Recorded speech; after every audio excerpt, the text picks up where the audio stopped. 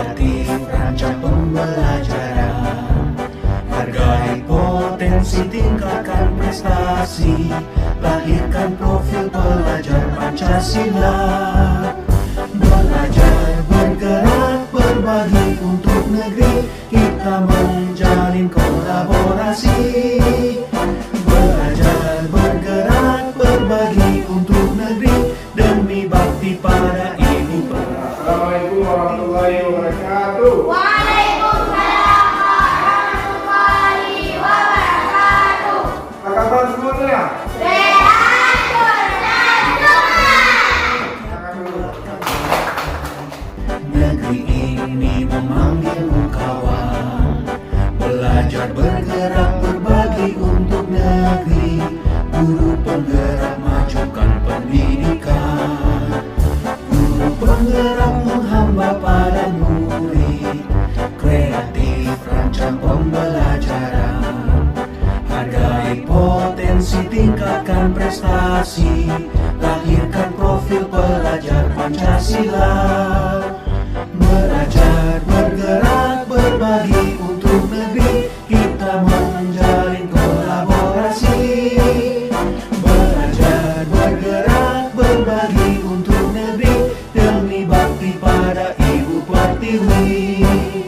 Belajar, bergerak, berbagi. Warahmatullahi wabarakatuh. Alhamdulillah, alhamdulillahirobbilalamin. Wassalatu wassalamu ala asyrofil anbiya'i wal mursalin wa ala alihi wa sahbihi ajma'in. Alhamdulillah, pada hari yang berbahagia ini Allah masih memberikan kita kesehatan serta kesempatan sehingga kita dapat berkumpul di ruangan yang sederhana ini. Alhamdulillah, salawat beriring salam. Mari sama-sama kita sampaikan pengakuan Nabi besar Muhammad SAW yang telah membawa kita dari alam kebodohan ke alam yang penuh dengan ilmu pengetahuan. Yang saya hormati teman-teman, rekan guru sekalian yang telah berhadir memenuhi undangan saya ini. Jadi pada kesempatan ini saya ingin menyampaikan tentang aksi nyata modul 14 tentang budaya positif.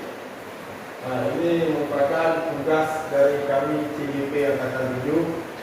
Jadi setiap modul itu kami memiliki tugas untuk membuat sebuah aksi nyata. Jadi kebetulan di modul 14 ini berkenaan dengan budaya positif. Nah, kita selaku pengajar ataupun pendidik dituntut untuk menciptakan ataupun menghidupkan budaya positif di lingkungan sekolah kita khususnya ya.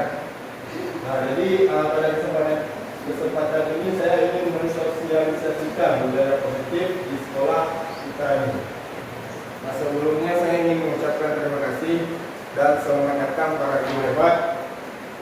Di sini CGP ini dituntut kita harus bekerja sama, berkolaborasi, saling mendukung demi mewujudkan disiplin positif di lingkungan sekolah kita. Nah, CGP ini tidak akan berjalan, program ini tidak akan berjalan tanpa ada kolaborasi, ya.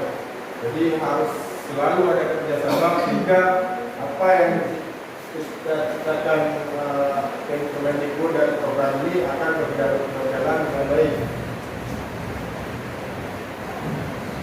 Untuk modul yang 14 ini di konsep utama modul budaya positif itu ada 7 ada 7 konsep yang sudah kami pelajari di modul 14.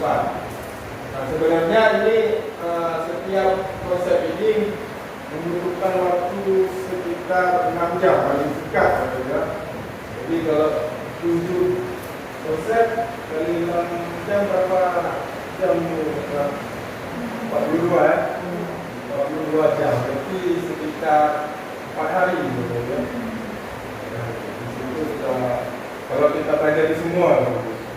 Jadi mungkin bisa dapat sertifikat satu angka kredit ya, 42 jam ya. Namun di sini karena sosialisasi saya hanya menyampaikan tulis-tulisnya saja. Yang pertama perubahan paradigma. Nah, sebelum kita mulai, saya ingin mengajak Bapak Ibu semua untuk bermain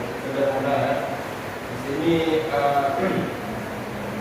saya minta Bapak Ibu semua mencari satu pasangan.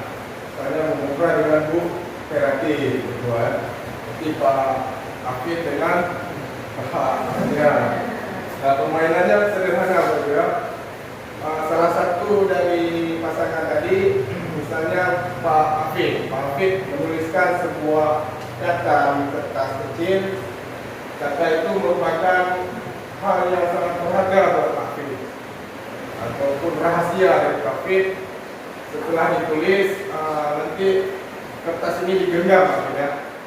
Nah, kemudian tugas Pak Rian membujuk Pak Afid agar Pak Afid mau membuka apa isi dari dalam kertas yang Pak Afid tulis tadi.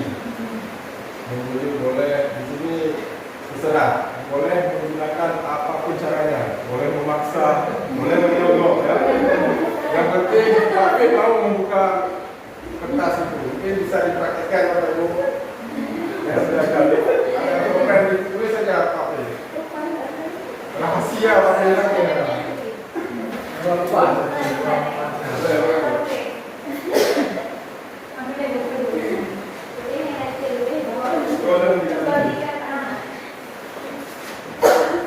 Itu terserah nanti bagaimana caranya agar siapa yang memegang kertas mau membuka. Bagaimana caranya? Ya. Nanti kita lihat apa hasilnya. Sudah, ya. Jadi gimana hasilnya? Hasilnya Pak Afid tidak mau membuka kepalanya, ya. Nah, jadi bisa kita ambil kesimpulan bahwasanya kontrol itu ada sama Pak Afid. Ada kontrolnya sepenuhnya ada sama Pak Afid. Walaupun sudah dirayu, disogok sama Pak Rian, tapi Pak Afid tetap dengan pendiriannya, ya. Begitu juga dengan siswa kita, Pak Ibu. Jadi selama ini kita pikir kontrol itu kita sebagai guru bisa mengontrol siswa. Padahal sepenuhnya kontrol itu dipegang oleh siswa, ya. Walaupun kita memaksa dia, kita sogok, kita beri penghargaan, kalau dia tidak mau, tetap tidak bisa. Itu artinya apa, ya? Nah, sekarang bisa kita lihat perubahan paradigma teori kontrol. Sini ada ilusi guru mengontrol murid. Nah, itu sebuah ilusi, padahal sebenarnya selama ini kita berilusi bahwa kita bisa mengontrol murid. Tapi kenyataannya itu salah, Bapak Ibu, ya. Ini sebuah ilusi. Jadi ada lagi ilusi bahwa kritik dan membuat orang merasa bersalah dapat menguatkan karakter. Nah, ini juga keliru, Bapak Ibu, ya. Dan ilusi bahwa semua penguatan positif, efektif dan bermanfaat. Sebenarnya ini tidak selamanya tidak bermanfaat. Ada kalanya bermanfaat juga, Bapak Ibu. Saya ceramah, kita memberikan ceramah kepada murid. Ada kalanya murid mendengarkan, tapi ini tidak efektif. Karena penguatan positif itu bagus, ya. Tapi seandainya murid tidak mendengarkan, itu sering juga terjadi. Misalnya contoh ada guru yang misalnya perokok lah, Bapak Ibu, ya. Seorang guru perokok kemudian menyuruh anaknya, melarang anak didiknya untuk tidak merokok. Apakah murid akan mendengarkan guru tersebut? Saya rasa tidak, Bapak Ibu, ya. Karena kita sebagai guru pendidik itu yang utama adalah menuntun dan memberikan contoh. Jadi kemudian ada ilusi bahwa orang dewasa memiliki hak untuk memaksa. Nah, ini juga salah, ya. Jadi kita lanjut. Untuk yang kedua ada pembelajaran dengan paradigma baru. Nah, ini masih poin yang tadi, bahwa pembelajaran dengan paradigma baru dirancang berdasarkan prinsip pembelajaran yang berdiferensiasi, sehingga siswa belajar sesuai dengan kebutuhan dari tahap perkembangan untuk mewujudkan profil pelajar Pancasila. Artinya kita tidak boleh lagi memaksa anak. Jadi kita memberikan pembelajaran sesuai dengan perkembangannya. Selama ini kita memberikan pembelajaran itu sama rata, Bapak Ibu ya. Sama rata, semua anak kita anggap sama. Misalnya di kelas 1 materinya sama semua. Tapi untuk paradigma baru ini tidak demikian. Makanya di kurikulum Merdeka itu ada diagnosis awal, ya. Ada tes awal. Jadi sebelum dimulai pembelajaran di kelas 1 ada diagnosis awal namanya di kurikulum Merdeka. Itu artinya kita buat tes awal, ada instrumen. Kita di situ dari instrumen itu bisa melihat kemampuan awal anak. Nah, dari situ baru kita nanti mengelompokkan. Misalnya ada kecerdasan rendah, ada kecerdasan sedang gitu, Bapak Ibu. Jadi ada kelompok-kelompok yang harus kita pilih untuk kita berikan materi. Jadi di berdiferensiasi ini kita memperhatikan per individu apa kebutuhannya. Tidak boleh lagi di kurikulum mereka ini kita menganggap semua siswa itu sama. Tidak boleh kita berikan materi yang sama rata. Jadi kita lanjut. Kemudian disiplin positif. Nah, dalam budaya kita makna disiplin itu dimaknai dengan sesuatu yang dilakukan seorang pada orang lain untuk mendapatkan kepatuhan. Kita cenderung menghubungkan kata disiplin dengan ketidaknyamanan. Artinya kebiasaan kita di Indonesia ini disiplin itu adalah mematuhi sebuah peraturan. Nah, kalau kita terapkan demikian, mungkin anak-anak akan merasa tidak nyaman untuk mengikuti peraturan ini. Nah, jadi yang kita lakukan seharusnya disiplin itu artinya sebenarnya adalah belajar, ya.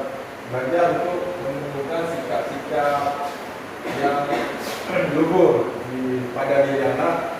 Jadi sehingga anak-anak melaksanakan melakukan sesuatu tanpa ada imbalan ataupun motivasi dari luar. Dia melakukan itu murni karena mereka sadar bahwa apa yang dilakukan itu bermanfaat pada diri mereka. Jadi di sini sudah juga tujuan kita adalah menciptakan anak-anak yang memiliki disiplin diri sehingga mereka bisa berperilaku dengan mengacu pada nilai-nilai kebajikan universal. Artinya nilai-nilai kebajikan yang bisa diterima di setiap kalangan, bisa diterima oleh semua suku, dan semua agama, itu artinya universal, ya.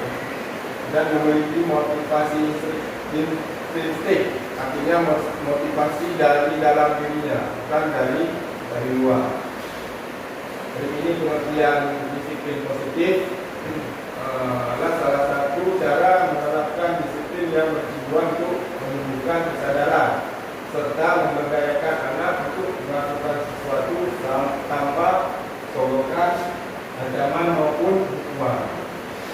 Nah, ini makna dari disiplin yang sebenarnya, ya.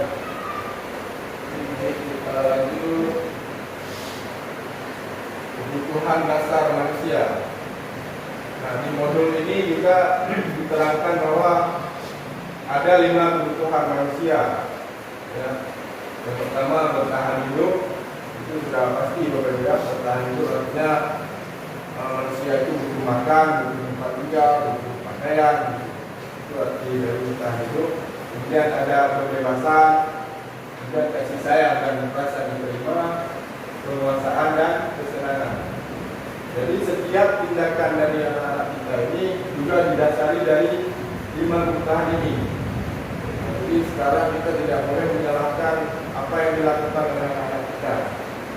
Kita harus melihat dulu kira-kira apa kebutuhannya, apa kebutuhan yang belum dia penuhi. Misalnya ada anak yang berantem, Bapak. Nah, kira-kira kenapa dia berantem? Pasti ada kebutuhan dasar yang tidak terpenuhi dari dirinya. Misalnya penguasaan, ya. Dia ingin merasa hebat sendiri gitu. Makanya ada sifat dasar dia yang tidak terpenuhi, itu penguasaan.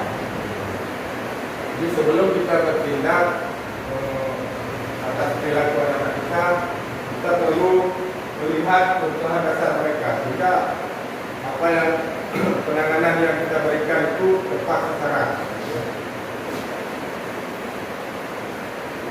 Dan yang selanjutnya motivasi perilaku manusia. Jadi setiap manusia itu memiliki 3 motivasi ya. Ada tergolong ketiga motivasi.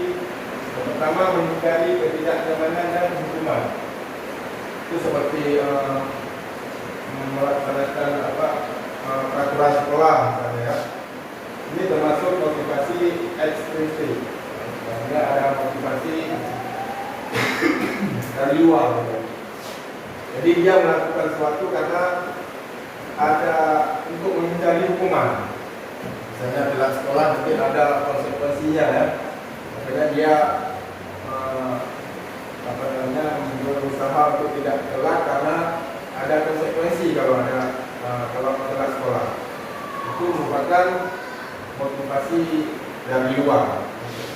Kemudian yang kedua, mendapatkan imbalan atau penghargaan dari orang lain. Ini juga motivasi dari luar. Jadi misalnya kita memberikan penghargaan kepada anak-anak, mungkin dia akan termotivasi, tapi motivasi terjadi motivasi dari luar, bukan dari dalam dirinya. Jadi kita sebagai guru yang dituntut itu bisa menerapkan yang ketiga, yaitu menghargai nilai-nilai kebaikan diri sendiri. Murid melakukan disiplin diri karena sadar akan nilai kebaikan dirinya. Ini merupakan motivasi intrinsik, artinya motivasi dari dalam dirinya. Jadi bagaimana caranya kita bisa menumbuhkan nilai-nilai disiplin pada anak? Bagaimana caranya? Mungkin nanti akan kita pelajari sama-sama. Kemudian selanjutnya poin beberapa konsep disiplin dengan identitas gagal. Ini ada 2 poin ya. Disiplin dengan identitas gagal. Yang pertama hukuman. Nah ini menyakitkan. Ini ciri-ciri hukuman menyakitkan, tidak nyaman, murid takut, memaksa murid, memberikan kesalahan, murid menjadi rendah diri. Jadi ini disiplin yang gagal. Jadi seminim mungkin kita sebaiknya menghindari yang namanya hukuman. Ini ada yang kedua, penghargaan. Nah, ternyata penghargaan ini juga tidak efektif betul. Ini disebutkan bahwa dengan penghargaan bisa merusak hubungan, mematikan kreativitas, mendukung dengan sistem ranking. Ternyata sistem ranking ini juga tidak efektif Bapak Ibu ya. Mungkin Bapak Ibu bisa menyampaikan pendapatnya kenapa kira-kira sistem seperti ini tidak efektif. Nah, karena kita bisa lihat sekarang rapor kita saja sekarang tidak lagi memakai sistem ranking. Karena penghargaan itu disebutkan bahwa konsep disiplin yang gagal. Jadi tidak selamanya penghargaan itu baik kita terapkan. Kemudian yang konsep disiplin dengan identitas sukses.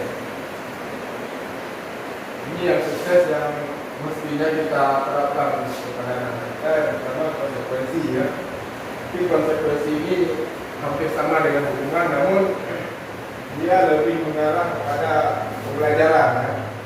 Jadi misalnya ada anak-anak yang tidak membuat tugasnya, jadi ada konsekuensi.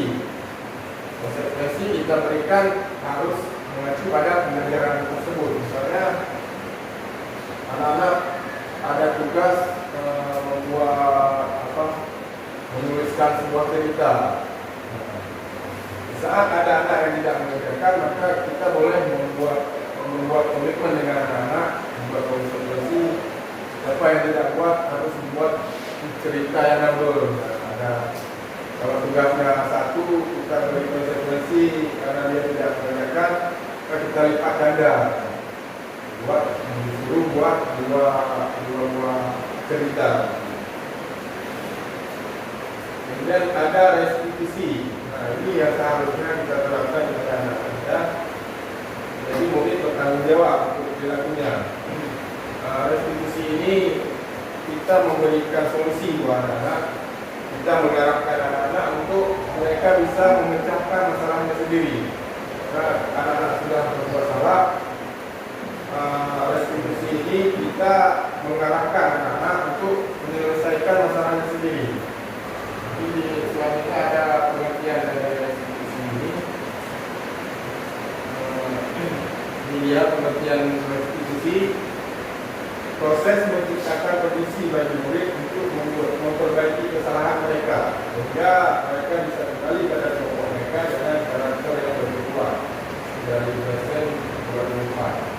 Nah, ini pengertian dari restitusi, ada ciri-cirinya, antara lain dia bukan untuk menebus kesalahan. Jika anak sudah buat kesalahan, bukan artinya kita membebankan anak untuk menebus kesalahan itu, tapi bagaimana caranya mereka bisa menyelesaikan masalahnya sendiri. Jadi dari kesalahan itu dia bisa belajar lebih baik lagi.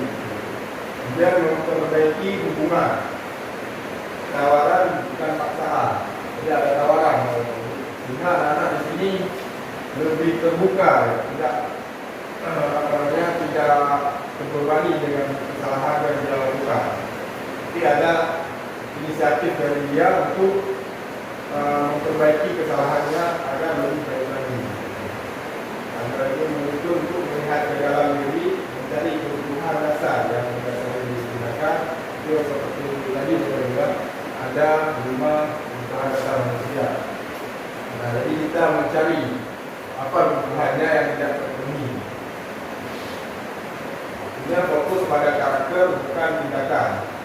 Jadi di sini kita melihat kenapa dia melakukan ini, bukan apa yang dia lakukan. Jadi kita fokus untuk mencari solusi, bukan mencari kesalahan.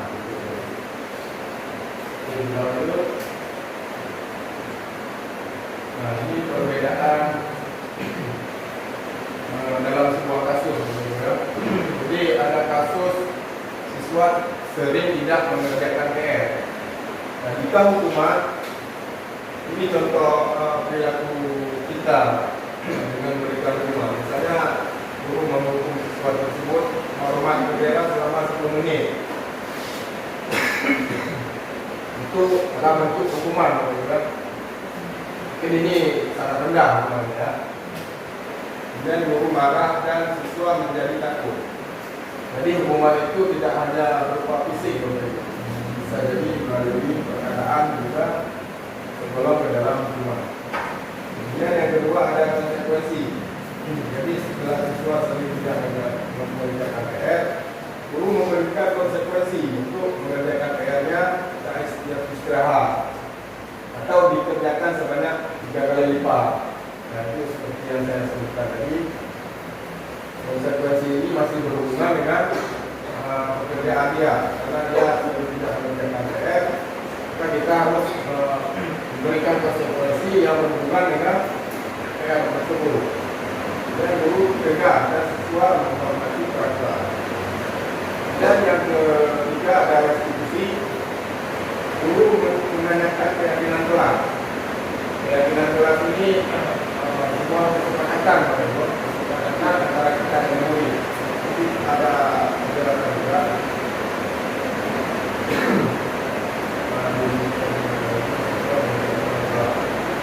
Jadi guru menanyakan keyakinan kelas dan membantu siswa menyelesaikan kesalahan. Dan guru terbuka dan siswa menghormati dirinya dan orang lain.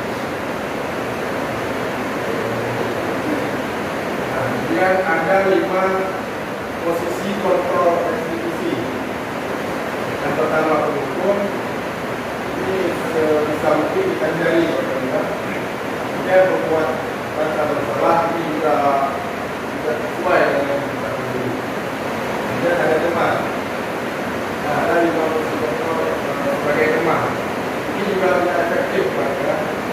Jadi nanti anak-anak akan merasa nyaman dengan kita karena dia menganggap kita menganggap dia teman dan dia juga menganggap dia teman, sehingga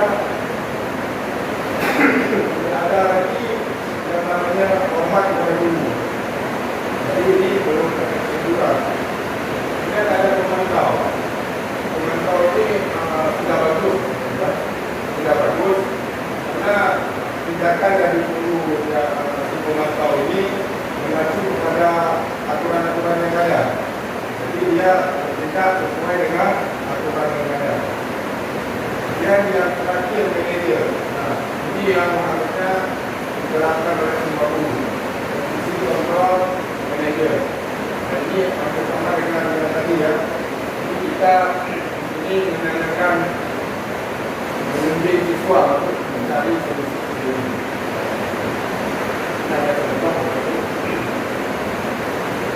Nah, ini contoh siswa 5 posisi kontrol. Siswa tidak memakai atribut lengkap saat upacara bendera. Jadi ada sebuah kasus. Kemudian ini ciri-ciri dari 5 posisi kontrol ini. Pertama, pendukung. Guru mengatakan bahwa memenuhi aturan sekolah, lalu berdiri di depan mereka. Itu pendukung mereka. Dan ada perempuan merasa bersalah. Kata-katanya contohnya seperti ini. Berapa kali guru beritahu, guru kecewa teman-teman. Artinya siswa kita giring bisa merasakan dia merasa bersalah. Maksudnya dengan perilaku dia, guru kecewa dia. Artinya dengan sikapnya yang demikian ada orang lain yang terluka. Jadi dia akan merasa bersalah. Ini juga kita harus hindari bahwa dia terlihat demikian, karena nanti siswa akan pesimis dengan apa yang harus dia buat. Kemudian yang dari posisi teman, ini salah satu contohnya. Ayolah yang penting buat kumpul warga, nanti tidak apa-apa. Siswa memang akan merasa nyaman dia, tapi mungkin siswa ini akan patuh terhadap guru tersebut, guru yang dia rasa teman tadi. Tapi perlakuan yang berbeda lain akan berbeda. Dan ini tidak efektif juga. Dan yang memantau, kamu sudah melanggar apa peraturan dan konsekuensinya. Nah, jadi ini memantau melihat aturan-aturannya. Jadi bertindak sesuai dengan aturan yang ada. Dan yang terakhir manajer. Apakah kamu tahu kesalahanmu? Kira-kira bagaimana kamu akan memperbaiki kesalahan ini? Sesuai yang saya sebutkan tadi, kita menggiring siswa untuk bisa memecahkan masalah sendiri. Mungkin lebih ini biar lebih paham ada sebuah video ya.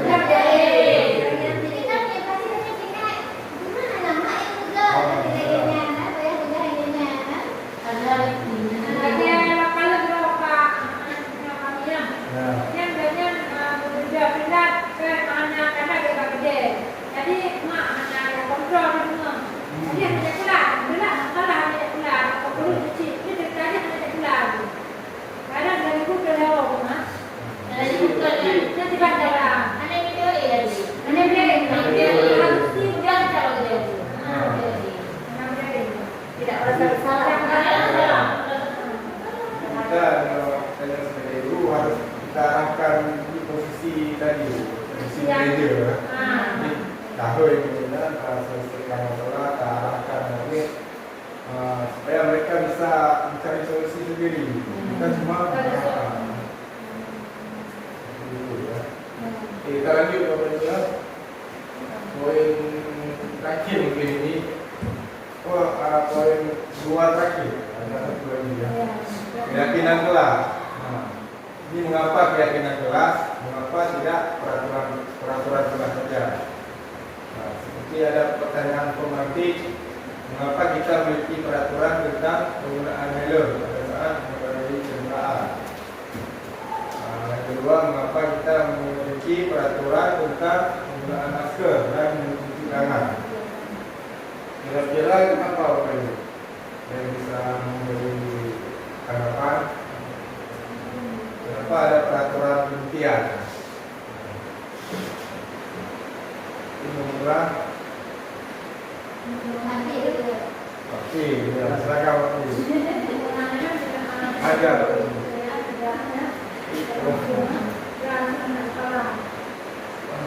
Mungkin peraturan ini untuk menjaga kita, menjaga diri kita, bukan menjaga keselamatan kita dan orang lain juga. Karena seperti yang kedua ini bukan penggunaan masker, selain menjaga kesehatan kita, juga menjaga yang lain agar tidak menular. Mungkin ini lebih masuk ke peraturan atau ke keyakinan. Kalau keyakinan itu lebih abstrak dari peraturan ya. Di slide selanjutnya kita bisa pahami. Nah, ini keyakinan kelas itu lebih abstrak dari peraturan. Artinya peraturan itu lebih spesifik ya. Misalnya masuk sekolah jam 8 itu lebih spesifik. Kalau keyakinan itu dia lebih abstrak, tidak tertuju kepada sebuah peraturan. Ini ada contoh-contohnya. Jadi ada pernyataan universal. Jadi pernyataan keyakinan ini bisa diterima oleh semua kalangan, semua suku, semua agama, dan dibuat dalam bentuk positif. Itu sudah pasti ya. Kemudian sedikit saja kan mengganggu. Jadi keyakinan kelas ini tidak perlu banyak-banyak. Minimal 3 buah. Jadi kita lihat ada contoh keyakinan kelas. Dan harus disesuaikan dengan kondisi kelas dan sekolah agar mudah diterapkan. Jadi semua warga kelas sekolah dilibatkan saat membuat. Jadi ini kita buat keyakinan kelas bukan dari pihak kita saja terlebih, tapi anak-anak juga harus kita libatkan. Jadi ada kesepakatan bersama kan. Jadi mungkin akan kita jalani bersama juga. Jadi keyakinan kelas ini kita terapkan bukan hanya untuk anak-anak juga, bukan untuk anak-anak saja, tapi kita juga harus menjalankan keyakinan kelas ini. Ini contohnya. Ini ada 2 ya. Yang mana kira-kira keyakinan kelas. Di sebelah sini misalnya ada judulnya kesepakatan kelas ya. Bunyinya datang tepat waktu, mengucapkan salam, menjaga kebersihan sekolah. Ini apa lagi? Berdoa sebelum dan sesudah kegiatan. Aktif dalam pembelajaran dan tertib. Satu lagi ada kesepakatan kelas juga judulnya, bunyinya kami guru dan murid yang saling menyayangi. Dan ada lagi kami murid yang semangat belajar. Dan juga kami murid yang peduli dengan teman-teman. Nah, kira-kira yang 2 ini yang mana keyakinan kelas? Ya, sudah sana kan? Karena lebih abstrak ya. Kalau ini lebih spesifik, lebih ya. Seperti lebih spesifik kan? Kita bersiap, datang pada waktu. Kalau sebelah sana yang keyakinan kelas ya, misalnya guru dan murid yang saling menyayangi. Banyak di situ nanti di dalamnya banyak aturan-aturan yang terpenuhi. Mungkin nanti Bapak Ibu wali kelas bisa membuat sebuah keyakinan kelas seperti ini. Kalau sudah melahirkan beberapa, misalnya ada 3 saja, ya. Nanti bisa kita buat dalam bentuk poster, kita tempel di kelas, jadi anak-anak bisa membaca dan menjalankan keyakinan kelasnya sendiri. Ini perbedaannya, dilarang mengganggu orang lain. Berarti kalau keyakinan kelas menghormati orang lain. Hadir di sekolah 15 menit sebelum pembelajaran dimulai. Itu kalau keyakinan kelas menghormati orang lain dan berkomitmen. Dan komitmen dari siswa untuk hadir 15 menit sebelum pembelajaran. Ini sebagai itu perbedaannya. Lanjut dulu. Nah, ini yang terakhir ada segitiga restitusi. Ini restitusi tadi sudah kita pahami ya, ya. Nah, untuk menerapkan restitusi ini ada namanya segitiga restitusi. Itu yang pertama, sudut pertama itu menstabilkan identitas. Di situ ini contoh apa bahasanya ya? Keluarkan, kita semua akan melakukan hal terkait yang bisa kita lakukan, menstabilkan identitas. Artinya kita tidak langsung menyalahkan anak itu bersalah, ya. Tapi menstabilkan dulu identitasnya. Artinya apa yang dia lakukan itu wajar. Setiap manusia itu pasti ada melakukan kesalahan. Jadi kita harus memberikan pemahaman agar anak-anak lebih nyaman. Ini segitiga restitusi ini merupakan sebuah penyelesaian masalah. Jadi ada anak melanggar sesuatu aturan, baru kita panggil anak tersebut. Nah, kita terapkan segitiga restitusi ini. Nah, langkah awal ini yaitu menstabilkan identitasnya. Artinya kita tidak langsung menghardik anak itu berbuat salah, tapi kita maksudnya apa yang dia lakukan itu kita bilang ke dia wajar. Tidak semua orang pasti ada melakukan kesalahan seperti itu, sehingga anak-anak tidak merasa tersudut, ya. Jadi mereka lebih terbuka dengan kita menstabilkan identitas. Kemudian langkah kedua, validasi tindakan yang salah. Artinya kita melihat kenapa dia melakukan kesalahan itu. Seperti yang tadi ada 5 kebutuhan dasar manusia, ya. Nah, termasuk kita melihat apa kebutuhan dia yang dulu terpenuhi. Kemudian menanyakan keyakinan, seperti keyakinan kelas tadi. Sudah kita buat keyakinan kelas, kemudian kita tanyakan melalui restitusi ini. Nah, jika keyakinan kelas tidak kita buat, mungkin keyakinan menanyakan keyakinan ini kita arahkan ke peraturan sekolah. Jadi lebih baik kita membuat sebuah kesepakatan dengan siswa di kelas masing-masing untuk ada keyakinan kelas. Baik, yang terakhir dalam penerapan program disiplin hendaknya guru memiliki standar kepribadian profesional dan sosial yang baik, di mana guru mampu berefleksi pada posisi kontrol saat ini. Bagaimana perjalanan dirinya sebagai seorang among, artinya posisi manajer, ya, yang menuntun murid-murid menjadi insan yang mandiri, merdeka dan bertanggung jawab. Standar pendidikan nasional. Mungkin ini paparan dari saya hari ini, Bapak Ibu, pada aksi nyata nomor 14, dan terima kasih atas partisipasinya dan kolaborasi untuk menjalankan apa yang telah kita pelajari tadi. Sebelum saya akhiri, mungkin ada yang ingin disampaikan atau mau ada pembahasan, saya silakan Bapak Ibu. Tidak, kalau tidak, baik, saya akhiri untuk kegiatan ini. Sekali lagi saya mengucapkan terima kasih kepada Bapak Ibu guru SD Cotombu yang telah berpartisipasi dan ada komitmen untuk menjalankan budaya profesi di sekolah besar dan selanjutnya saya akhiri. Wabillahi taufiq wal hidayah. Assalamualaikum warahmatullahi wabarakatuh. berbagi.